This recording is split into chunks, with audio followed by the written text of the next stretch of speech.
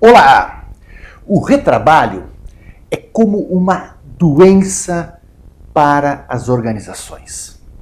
O retrabalho pode ser pequenininho, uma doença pequena, pode ser uma doença média ou pode ser uma doença grande. E o que acontece quando um processo, uma organização pega uma doença grande, desse tamanho? O que acontece?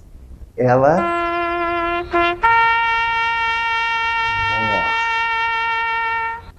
Muito retrabalho faz muito mal para as organizações. Elas podem, inclusive, ir à falência. Nós conhecemos o retrabalho desde a nossa época de estudantes. Os professores davam os trabalhos para você fazer em casa, as pesquisas, passavam para a turma um tema e você ia para casa, fazia sua pesquisa, seu trabalho e apresentava para o professor. E o que às vezes acontecia? O professor simplesmente dizia: olha, fulano de tal, você vai ter que refazer esse trabalho. Você terá que ter um retrabalho. Então você já gastou um tempo fazendo aquele trabalho, você tinha que refazer o trabalho. E como isso acontece nas nossas organizações, nas nossas empresas? Pegue o caso da indústria automobilística. Como funciona? Eles vendem os carros, de repente aparece na televisão: recall, você que é proprietário do carro modelo tal, número de chassis tal, compareça até a concessionária para trocar algumas peças, por risco de acidente. Imagina o custo que está atrás disso. Trazer todos esses veículos de volta para a fábrica, trocar essas peças, qual é o custo envolvido com isso? Agora imagina outro exemplo muito simples, que nós estamos acostumados. Você vai no restaurante, você senta no restaurante muito feliz, final de semana, com a família, você pede lá para o garçom: garçom, eu quero um filé mal passado com risoto de fungo no capricho. O garçom vai, passa para o cozinheiro o pedido, o cozinheiro pega, prepara, faz todo o processo de fabricação. Em vez de fazer mal passado, ele faz bem passado. Isso, quando chega em você esse pedido, você olha e diz: garçom, eu pedi mal passado. Leva de volta e troca. Então, todo custo que tem atrás de pegar um outro filé, levar tudo, gastar mais. Então, eu envolvi uma série de pessoas e o cliente ficou insatisfeito. Então, o que eu pedi não foi aquilo que aconteceu. Então, vamos dar uma olhada como nós representamos um retrabalho em termos de mapeamento de processos. Veja um exemplo, que foi aqui do lado. Então, eu represento as atividades do meu processo e em um determinado momento eu tenho um teste, uma avaliação.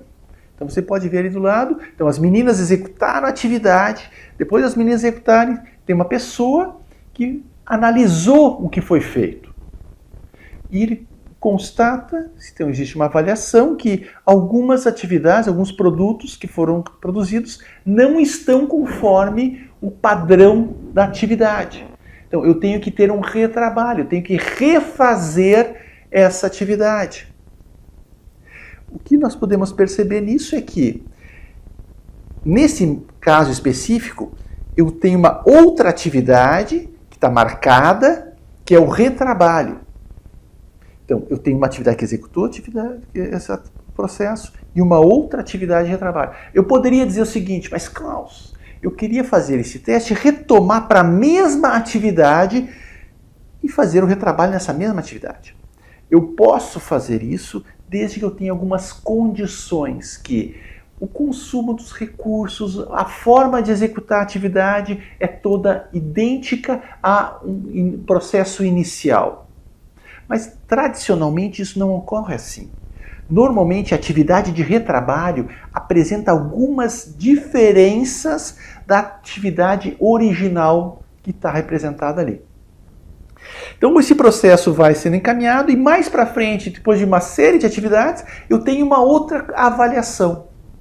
Nessa nova avaliação, existe uma pessoa que fez um teste e constatou que existiam defeitos, problemas no produto, no serviço gerado. E ali eu tenho duas opções.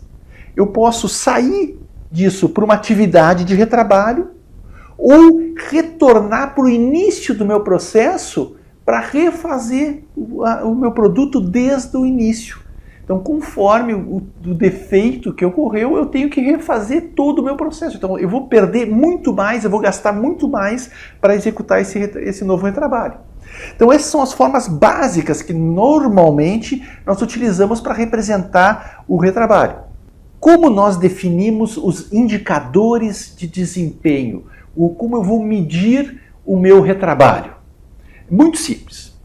Para medir o retrabalho, eu vou contar o número de atividades que eu executei, vou contar quantas vezes eu tive que refazer a minha atividade e vou pegar total de atividades refeitas, dividir pelo total de atividades feitas vezes 100. Então, como aparece a fórmula aqui do lado. Então, retrabalho. Quantas vezes eu tive que refazer uma atividade, um produto, quantas vezes eu tive que refazer um certo produto, dividido pela quantidade de produtos feito, vezes 100.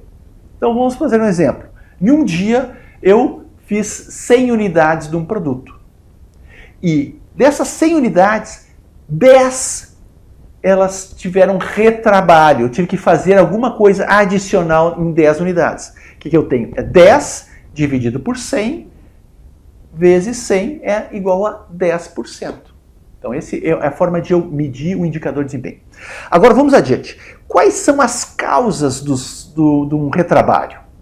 Então, o que nós vamos fazer para analisar as causas? Em primeiro lugar, vamos identificar como é representado um processo. Quais são os elementos que compõem um processo? Nos outros vídeos eu já citei essa estrutura, mas vamos dar uma olhada no desenho aqui em cima.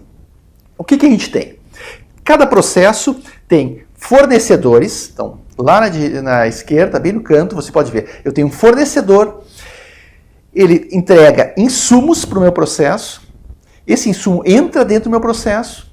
Esse meu processo, o que eu tenho? Eu tenho recursos, eu tenho equipamentos, eu tenho pessoas, existe um método de trabalho, um fluxo, como executar esse processo.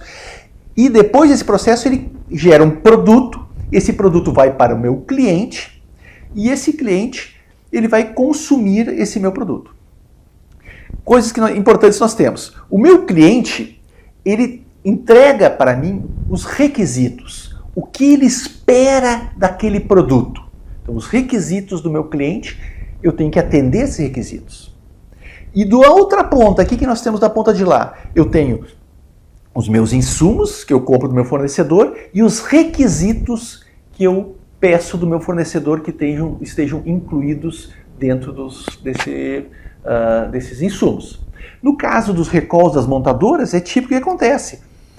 A montadora compra de peças de fornecedores, inclui isso nos seus veículos e comercializa os veículos. Quando acontece um problema, toda a cadeia é afetada. Mas vamos adiante. Vamos ver quais são as causas dos retrabalhos. Então lá, existem basicamente 4 causas de retrabalho. Primeira causa são os meus insumos. No momento que eu adquiri um insumo que eu vou usar dentro dos meus produtos, dos meus serviços, e o que acontece? Esse insumo, ele está com um defeito, com um problema. E eu uso esse insumo no meu processo de fabricação. O que acontece lá no final? Vai acarretar em um problema de um retrabalho. Eu vou ter que corrigir o problema daquele insumo que entrou. Então, primeiro ponto importante é analisar realmente os meus insumos. Segunda causa de retrabalho é meus equipamentos. Se eu tenho um equipamento desregulado, um equipamento de má qualidade, um equipamento obsoleto, que não atende mais as características, ele normalmente gera um retrabalho. Eu tenho que usar mais tempo esse equipamento. Terceiro ponto de retrabalho, pessoas. Pessoas mal qualificadas, mal treinadas, desmotivadas e sem sintonia com o processo. Tradicionalmente, geram retrabalho. Elas não trabalham com a eficiência que tradicionalmente deveriam trabalhar. E a quarta causa clássica de ocorrência de retrabalho é o meu processo, o meu método de trabalho. Se meu método de trabalho não está claramente definido, eu não tenho todos os parâmetros, as pessoas não sabem como executar o trabalho, ele não é todas as vezes executado da mesma forma, a quantidade, o meu índice, o meu cálculo de retrabalho normalmente é maior.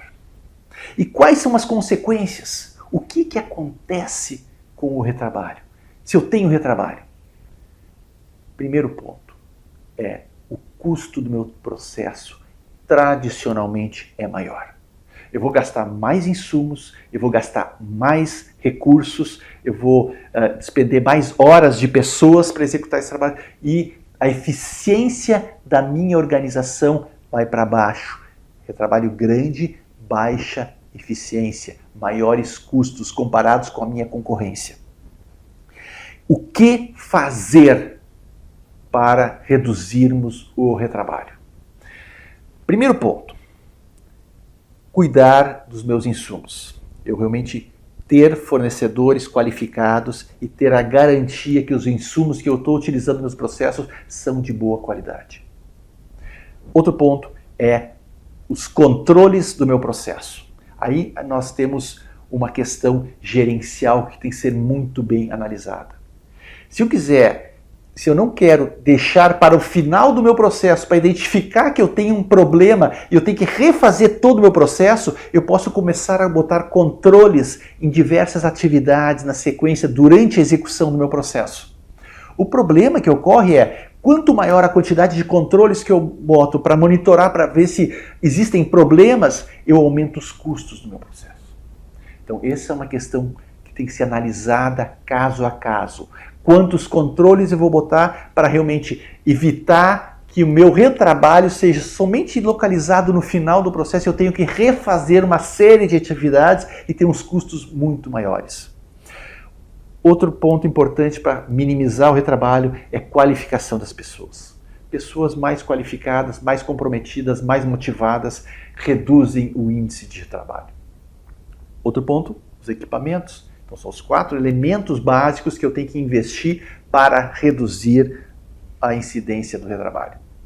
Com isso eu encerro mais esse vídeo. Se você gostou, deixa o seu like, faça seu comentário e aguardo você no próximo vídeo. Até mais. Tchau, tchau.